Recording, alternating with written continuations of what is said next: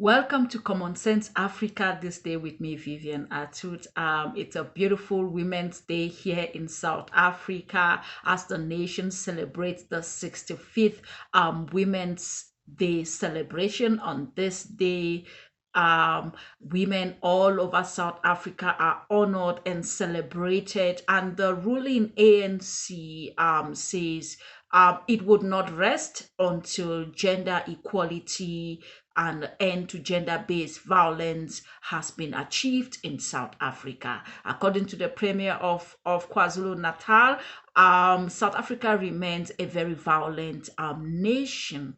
And this month, the theme of Women's Day celebration is generation equality. Generation equality, realizing women's right for an equal future. In commemoration of this 65th annual Women's Day, the minister in the presidency in charge of women, youth, and persons with disability, Minister Maiten Kwana Mashabane says gender-based violence and femicide remains a major concern in South Africa. When you watch the news every day, when you see TV every day, you hear of stories, horrific stories of gender-based violence, and it has been made worse in this season of COVID, and we can see the nation dealing with a dual pandemic of gender-based violence and COVID out there, and especially during lockdown, we have heard stories of women being abused in their homes, domestic violence cases actually rising.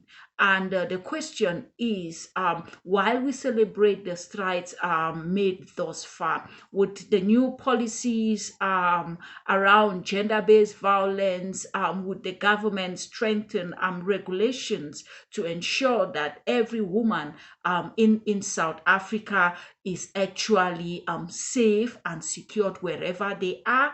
Those are some of the questions that are on the minds of various women in South Africa. When we look at the workplaces, the question is, we still have issues of disparities in income levels, and the COVID has come to make it worse as many companies have been retrenching, and many of the people that are bearing the brunt of this retrenchment are women, and joining many others who still are unemployed. The question is, how will all these gender issues be addressed, whether you look at it in the short run or in the long run? So while the strides towards women's equality, while the strides towards ending gender violence and other issues that have been affecting South Africa women continue, there is still much to be done in the future.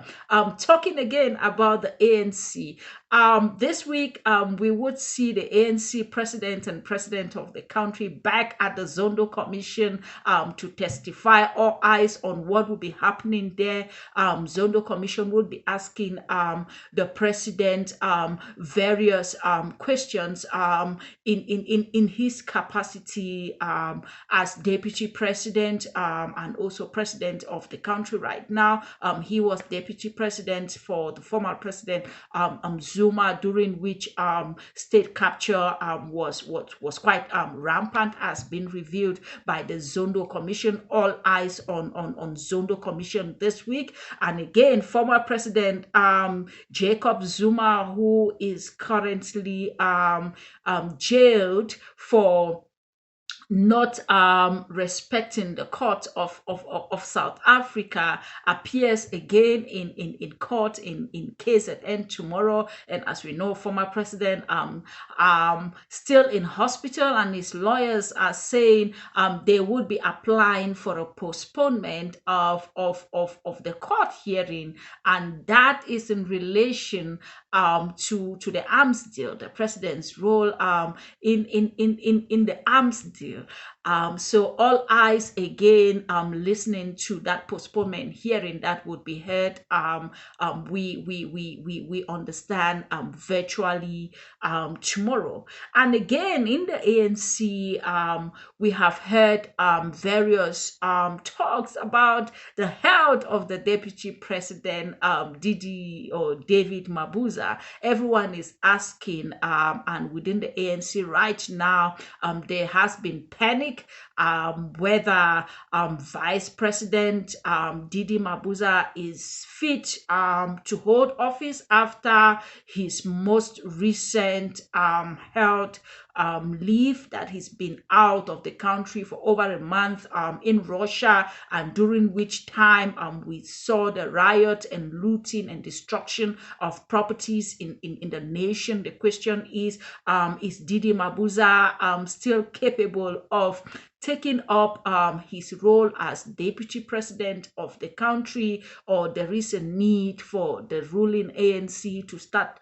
looking at alternatives? Those are some of the stories making headline around South Africa this week. On an international front, the climate crisis, we have seen an international intergovernmental panel on climate change.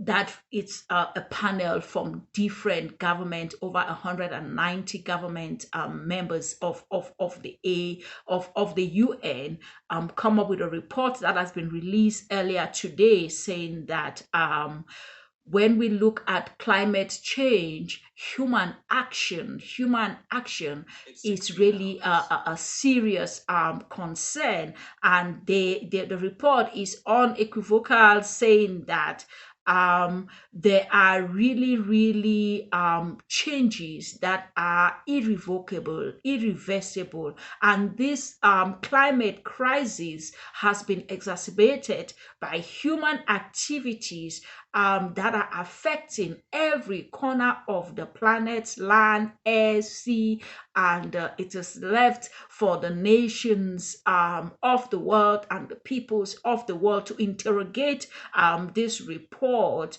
and begin to see how do we slow down the global warming that we are now seeing as a result of human action. The ice is melting, sea levels rising, and other issues that are caused by this increased climate change. And on a lighter note,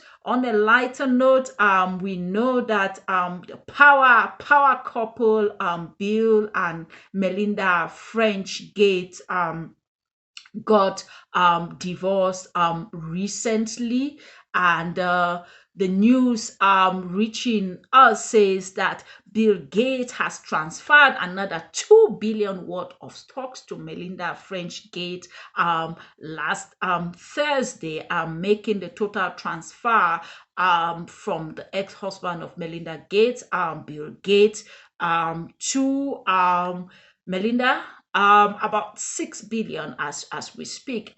Speculations are how much more is he going to be transferring in the coming months or coming weeks, given that the couple, the power couple, has over 150 billion worth of estate. So while the couple says they divorce in good faith and they will continue to work together on the foundation that they built together, the Bill and Melinda Gates Foundation, to do good globally. All eyes continue to see how this divorce story unfold. But thank you for joining me on Common Sense News this day. I am Vivian Atwood. If I gave you some objective information, like our channel, share our channel, and continue to subscribe to our channel. We love you. Until next time, be well.